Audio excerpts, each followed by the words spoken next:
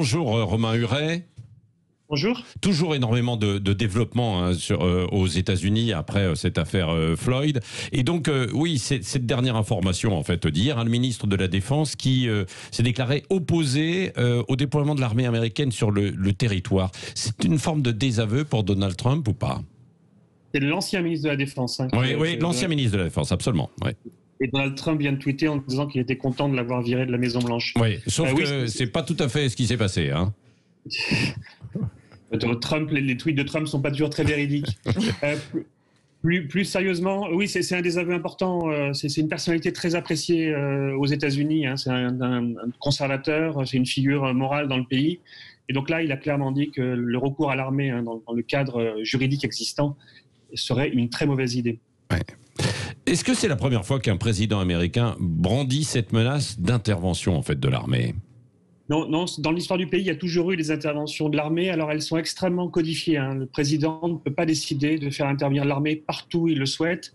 Il doit demander, et c'est ce que Trump ne dit jamais, il doit demander l'accord des gouverneurs. Le gouverneur de chaque État doit donner à Trump son accord pour que l'armée des États-Unis, pas la garde nationale, hein. Il y a deux organisations différentes aux États-Unis. Il y a la garde nationale d'un côté dans chaque État, qui intervient en ce moment, le soir, pour remettre de l'ordre, et l'armée des États-Unis. Si le président est le chef des armées, s'il décide de faire intervenir l'armée, il doit demander l'autorisation à chaque gouverneur de faire intervenir l'armée en Louisiane, à New York, en Californie. Étant donné les rapports très conflictuels de Trump avec les gouverneurs de tous les États, puisque vous savez qu'il leur a demandé récemment de tirer sur les manifestants et qu'ils, bien évidemment, ils ont refusé. Oui. On imagine très mal les gouverneurs accepter l'offre de Trump de faire intervenir l'armée des États-Unis pour remettre de l'ordre dans les villes. Hein. Il y a un couvre-feu pour l'instant dans chaque ville, les manifestations sont plutôt pacifiques. Et la situation semble se calmer. Oui, c'est ça. Est-ce que, avec Romain Huret, avec l'inculpation de meurtre pour le policier, Derek Chauvin, plus les 3 autres qui seront poursuivis pour complicité, est-ce que ça peut calmer un petit peu ces manifestations et ces rassemblements?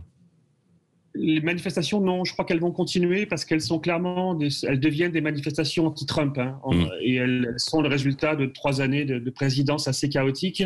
En revanche, ce qui semble se calmer, ce sont les émeutes qui suivent les manifestations, et des petits groupes qui prolongent différemment la manifestation pacifique. A priori, d'après ce que j'ai pu encore voir ce matin sur les chaînes américaines, cela semble se calmer.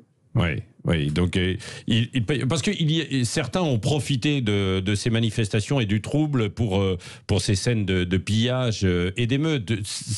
Là, c'était pas directement lié à George Floyd et à des revendications d'inégalité raciale.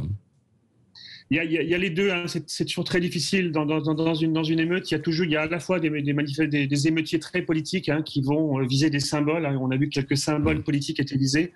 Et à côté de cela, bien évidemment, vous avez ce qu'on appelle des émeutiers passifs, puisque ce sont des gens qui sont simplement là pour récupérer un téléphone portable ou des chaussures Prada. Oui. Est-ce que cette crise qui suit celle de la crise du coronavirus souligne encore plus les inégalités dans le pays, aux États-Unis? Oui, bien sûr, puisque les populations qui ont été le plus touchées par l'épidémie sont les populations les plus pauvres aux États-Unis. Et les Afro-Américains, par exemple, ont payé un très lourd tribut à l'épidémie. Et je pense qu'il y a un lien, bien évidemment, entre l'explosion de colère au sein de la communauté et l'épidémie qui les a beaucoup, beaucoup touchés. Merci beaucoup, Romain Huret, historien spécialiste des inégalités et de la pauvreté justement aux États-Unis et directeur d'études à l'École des hautes études en sciences sociales. Merci d'avoir été avec nous en direct ce matin sur